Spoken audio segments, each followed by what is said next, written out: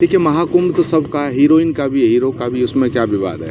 मुझे लगता है कि सनातन सबका है और सब सनातन के हैं। अगर कोई हीरो हीरोइन एक्ट्रेस है और एक्टर है और वो कहीं जाना चाहता है, गंगा स्नान करना चाहता है, तो हमें तो सबको समायोजित करना है। सनातन तो सबको स्वीकार करने का नाम है, निषेध का नाम सनातन नहीं है। शंकराचार्य पर भी सवाल उठे कि कोई नकली है, कौन असली है, इस तरह के विवाद अक्सर रहता है। देखिए, कौन असली है कौन नकली, इसका फैसला मुझे नहीं लगता कि हम लोग करेंगे। इसका फैसला परमात्मा करेगा।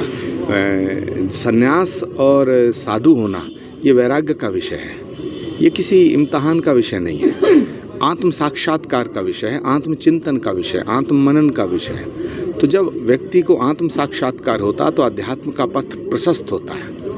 का निर्माण कहाँ तक पहुँचा है? क्या पुराणों में ऐसा उद्घोष है कि भगवान एक बार कलयुग में कल्कि के रूप में अवतार लेंगे, संभल की पावन धरा पे अवतार लेंगे। ये पुराणों में मेंशन है। श्रीमद् भागवत का श्लोक है, संभल ग्राम मुखस्य ब्राह्मणस्य महात्मना भवने विष्णु यशस्य कल्कि प्रादुर्भविष्यति। तो भगवान का अवतार होगा जिस धरा पे, उसी धरा पे अवतार से पहले श्री कल्कि धाम की स्थापना भारत के प्रधानमंत्री जी के कर कमलों द्वारा हुई है। अब निर्माण चल रहा है।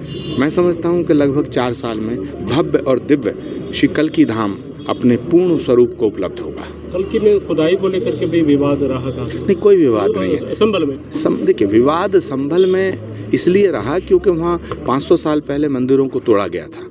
तो इतिहास में दर्ज है, इतिहास के पन्नों में दर्ज है कि बाबर ने मंदिरों को तोड़ा। इतिहास के पन्नों में दर्ज है मोहम्मद गजनबी ने, गौरी ने मंदिरों को तोड़ा, औरंगजेब ने मंदिरों को तोड़ा। तो ये इतिहास में है।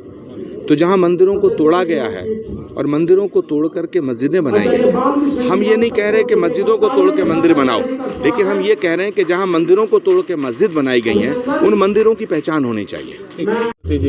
देखिए, महर्षि दयानंद जी का जो दर्शन था, उनका जो चिंतन था, उनका जो उन्होंने जो तपस्या की, वो उस दौर में भी प्रासंगिक थी, आज भी प्रासंगिक है।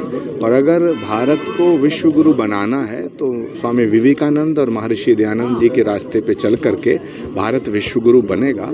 और मुझे लगता है कि भारत के यशस्वी प्रधानमंत्री नरेंद्र मोदी जी महर्षि दयानंद जी का जो सम्मान और जो